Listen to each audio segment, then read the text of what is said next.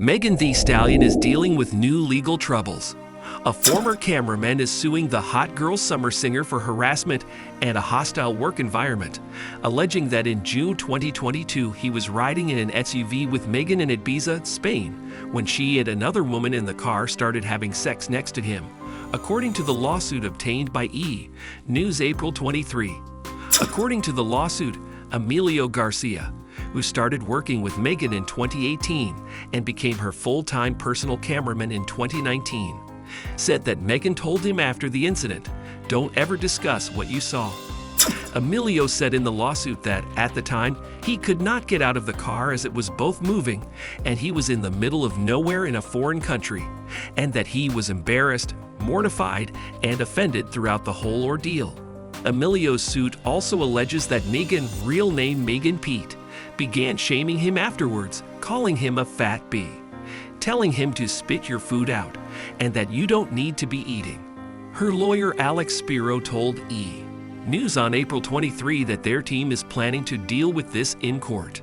"This is an employment claim for money," the lawyer said, with no sexual harassment claim filed and with salacious accusations to attempt to embarrass her.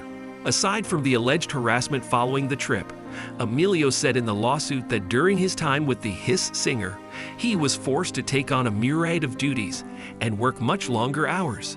Specifically, he said he worked more than 50 hours under the close scrutiny and explicit discretion of Stallion, who would contact him at all hours, directing him to brainstorm TikTok videos, as well as edit content he had not shot. Additionally, his lawsuit claims that the harassment was so severe or pervasive that it created a hostile, abusive work environment and made his work conditions intolerable. As a result of his position with Megan, 29, Emilio alleges he suffered from substantial losses in earnings, other employment benefits, physical injuries, physical sickness, as well as emotional distress and more fees, on top of enduring a barrage of relentless sexual and fat-shaming comments, plunging him into profound emotional distress. Emilio said he was suddenly let go by Roc Nation, Megan's management company, the night before a scheduled shoot in June 2023. Overall, Emilio is hoping that his lawsuit will help bring awareness to the difficulties of working in the entertainment industry. "What I learned throughout the years is that, especially coming from an office environment, is there's no HR department in the entertainment business," he told NBC News in an interview published April 23. "So I really want to encourage people to advocate for themselves. Megan just needs to pay our client what he's due, own up to her behavior, and quit this sort of sexual harassment and fat-shaming conduct," Emilio's attorney Ron Zambrano said in a statement to NBC News. Emilio should never have been put in a position of having to be in the vehicle with her while she had sex with another woman.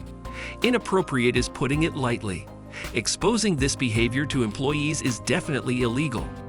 Emilio is seeking unpaid wages, as well as interest on the wages, restitution of paid wages, punitive damages, and the costs he has incurred, including attorney fees and the cost of the suit.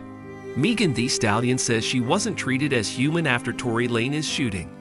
8 months after Tory Lanez was sentenced for shooting at and wounding Megan Thee Stallion in the feet, she recalled how "a lot of people didn't treat me like I was human for a long time." Megan Thee Stallion is opening up about a difficult time in her life. Months after Tory Lanez began his sentence for shooting at and wounding her in the feet, the body artist looked back at the incident and recalled how it was painful for her not only physically but mentally as well. Months after Tory Lanez began his sentence for shooting at and wounding her in the feet, the body artist looked back at the incident and recalled how it was painful for her not only physically but mentally as well. "A lot of people didn't treat me like I was human for a long time," Megan told Women's Health in a cover story released April 10. "I feel like everybody was always used to me being the fun and happy party girl. I watched people build me up, tear me down, and be confused about their expectations of me. As a black woman, as a darker black woman, I also feel like people expect me to take the punches, take the beating, take the lashings, and handle it with grace. But I'm human. Having a career in the public eye and being subject to people's comments didn't make things any easier. When Megan would have to go on stage, she continued, I would be crying half the time because I didn't want to perform, but I also didn't want to upset my fans. And the Grammy remembered going through some dark times in the aftermath of the shooting. I didn't want to get out from under the covers, she added. I stayed in my room. I would not turn the lights on. I had blackout curtains. I didn't want to see the sun. I knew I wasn't myself. It took me a while to acknowledge that I was depressed, but once I started talking to a therapist, I was able to be truthful with myself. Going to therapy was one of many steps Megan took in her healing journey. Others, she told the outlet, included cutting ties with people who weren't adding to her life, deleting social media apps, and working out so she could focus my energy elsewhere. I'm in a space where I feel good mentally, she shared, so I want to look as good as I feel. The 29-year-old was also able to express herself through her music, with her getting ready to release a new album. I'm getting into a better space with making music that is still true to myself, but also true to my message, she told Women's Health. I am very much a flower, but my flower has thorns. In July 2020, Megan shared on Instagram that she was taken to the hospital after suffering gunshot wounds and underwent surgery to remove the bullets. And she spoke out about the hurtful comments she was receiving. Black women are so unprotected, and we hold so many things in to protect the feelings of others, / considering our own, she tweeted at the time.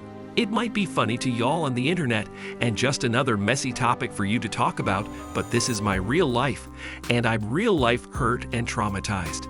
Tori was found guilty of assault with an automatic firearm, carrying a loaded, unregistered firearm in a vehicle and discharging a firearm with gross negligence in December 2022, and he was sentenced to 10 years in prison the following August, while Tori, aka Daystar Peterson, had pleaded not guilty at the sentencing. He told the presiding judge, per the Associated Press, everything I did wrong that night, I take full responsibility for. Untangling the ongoing feud between Nicki Minaj and Megan Thee Stallion. In the days following Megan Thee Stallion's new single Hiss, which appears to take aim at Nicki Minaj and her husband Kenneth Petty, the rapper fired back in her new single Bigfoot. Megan Thee Stallion and Nicki Minaj are stirring up their beef after the WAP artist appeared to take aim at Minaj's husband, Kenneth Petty, in her January 26 single Hiss. The 45-year-old swiftly fired back on social media before ultimately responding through a new single of her own. In Hiss, Megan Thee Stallion, real name Megan Pete, raps, "These hoes don't be mad at Megan / these hoes mad at Megan's law," referring to a law requiring public information to be available about sex offenders.